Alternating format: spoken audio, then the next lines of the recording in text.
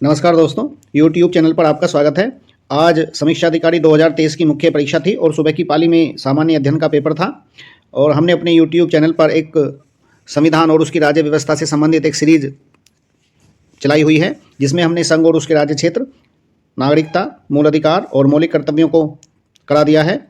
और आप देखेंगे कि जितने भी हमने टॉपिक कराए हैं और इन टॉपिक से संबंधित जो भी क्वेश्चन इस एग्जाम में आए हैं, सभी हमने वीडियो में डिस्कस किए हैं। तो शुरू करते हैं। सबसे पहले क्वेश्चन नंबर ये देखते हैं। भारतीय संविधान के अनुच्छेद 19 के अंतर्गत नागरिकों को निम्नलिखित में से कौन सी स्वतंत्रता प्रदान नहीं की गई है? तो यहाँ पे नहीं बताना है।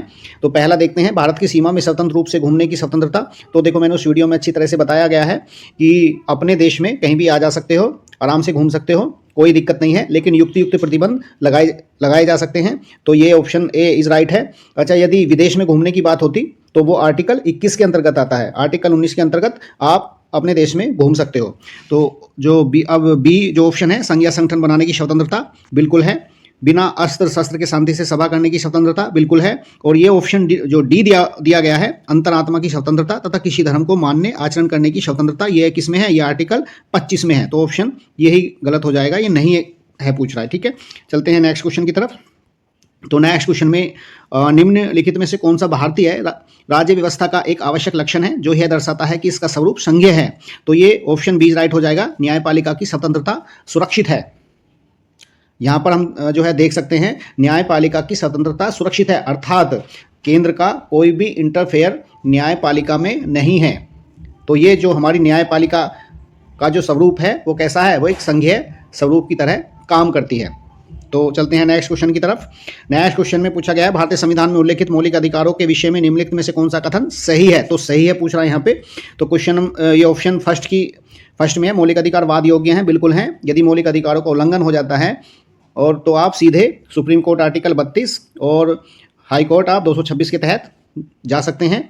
तो ऑप्शन फर्स्ट इज राइट हो जाएगा। सेकंड, राष्ट्रीय आपातकाल की स्थिति में इनको निलंबित किया जा सकता है, आर्टिकल 20 और 21 को छोड़कर, बिल्कुल। मैंने उस वीडियो में अच्छी तरह से बताया गया है कि जो राष्ट्रीय आपातकाल की स्थिति है, आर्टिकल 358 और आर्टिकल 359 के तहत इनको निलंबित किया जा सकता है, लेकिन आर्टिकल 20 और 21 को निलंबित नहीं किया जा सकता। आर्टिकल 20 में है आपका गिरफ्तारी, दो सिद्धि के संबंध में संरक्षण, अर्थात क्राइम से प्रोटेक्शन दिया गया है। और आर्टिकल 21 में है आपकी जीवन और व्यक्तिगत स्वतंत्रता। तो ये दोनों निलंबित नहीं किए जा सकते और ये 44वें संविधान संशोधन 1978 के द्वारा लागू कर दिया गया। अब 20 और 21 जो है आपातकाल में भी निलंबित नहीं किए जा सकते। तो ऑप्शन सेकंड सही हो जाएगा। अब बढ़ते हैं थर्ड की तरफ। ये पूर्ण है, इनको किसी भी परिस्थिति में इन पर प्रतिबंध नहीं लगाया जा सकता। तो ध्यान से देखेंगे, मैंने उस वीडियो में कई बार प्रतिबंध की फोटो भी डाली है कि युक्त प्रतिबंध लगाए जा सकते हैं। तो ये पूर्ण नहीं है, तो इसका मतलब ऑप्शन थर्ड रोंग है। इन्हें संशोधित नहीं किया जा सकता, बिल्कुल इन्हें संशोधित किया जा सकता है। देखो, केशवानंद केस आया था 1973 में, और 1973 में उस केशवानंद केस में न्यायालय ने निर्णय दिया था कि संसद हमारे संविधान के किसी भी भाग का संशोधन कर सकती है, लेकिन उसकी मूल संरचना में जो बेसिक स्ट्रक्चर है उसमें कोई भी परिवर्तन नहीं कर सकती। तो ये ऑप्शन 4 भी गलत हो जाएगा, थर्ड भी गलत है। तो ऑप्शन फर्स्ट और सेकंड इसका राइट ऑप्शन हो जाएगा ए। तो ये नेक्स्ट क्वेश्चन है। इसमें देखो, आपको जो है मिलान करना है।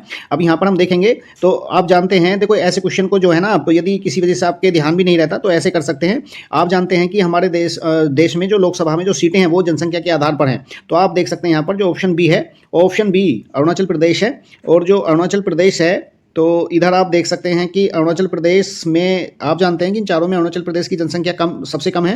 तो अरुणाचल प्रदेश की सीट कौन सी हो जाएगी? 2। तो अरुणाचल प्रदेश का ऑप्शन हो जाएगा फर्स्ट। और फिर आप जानते हैं कि आंध्र प्रदेश और बिहार में फिर असम की सीट कम है। तो असम की सीट के आधार पर कौन सा हो जाएगा? ये हो जाएगा 14।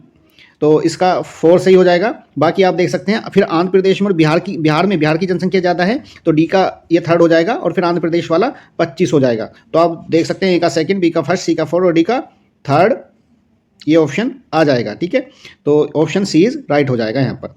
तो नेक्स्ट क्वेश्चन की तरफ बढ़ते हैं। एकवर्थ समिति। तो एकवर्थ समिति जो का गठन किया गया था, एकवर्थ समिति के बारे में है, ये 1920 में गठन किया गया था इसका। और आप देख सकते हैं कि ये समिति भारतीय रेलवे से संबंधित थी, बिल्कुल संबंधित थी। और इस समिति ने रेलवे के राष्ट्रीयकरण की समस्तुति की थी, बिल्कुल की थी। तो ये पहला और दूसरा दोनों ऑप्शन सही हो जाएंगे। नेक्स्ट क्वेश्चन की तरफ हम बढ़ते हैं। नेक्स्ट क्वेश्चन में आर्टिकल 75 के बारे में कह रहा है। तो आर्टिकल 75 में प्रधानमंत्री की नियुक्ति राष्ट्रपति द्वारा की जाएगी, बिल्कुल है। उसमें अन्य मंत्री की नियुक्ति राष्ट्रपति द्वारा प्रधानमंत्री की सलाह पर की जाएगी, बिल्कुल है।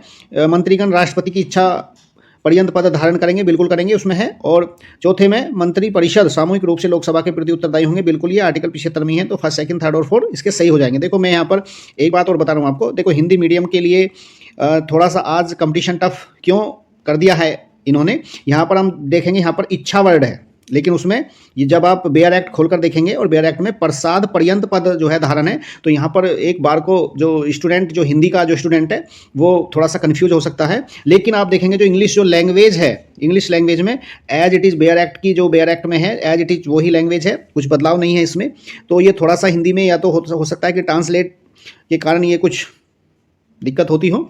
तो यहाँ पर आप देख सकते हैं ये इच्छा जो नहीं वर्ड नहीं है, बल्कि बेयर एक्ट में प्रसाद पर्यंत पद जो है धारण है, जबकि इंग्लिश में बिल्कुल एज इट इज़ जो है छपा है। तो चलिए नेक्स्ट क्वेश्चन की तरफ जो है चलते हैं। 42वें संविधान संशोधन निम्नलिखित में से कौन सा प्रावधान भारतीय संविधान के भाग 9 के, तो ये सबसे आसान क्वेश्चन है, पंचायतों के अंतर्गत आता है। ठीक है, चलिए नेक्स्ट क्वेश्चन की तरफ चलते हैं। नेक्स्ट क्वेश्चन, निम्नलिखित में से कौन सा भारत के निर्वाचन आयोग का कार्य नहीं है। तो भारत का जो निर्वाचन आयोग है वो लोकसभा के चुनाव कराता है, राज्य विधानमंडल के चुनाव कराता है, राष्ट्रपति उपराष्ट्रपति के चुनाव कराता है, लेकिन ग्राम पंचायतों के नहीं कराता। ग्राम पंचायतों का कौन कराता है? जो राज्य निर्वाचन आयोग होता है वो कराता है। तो ऑप्शन इसमें डी राइट हो जाएगा।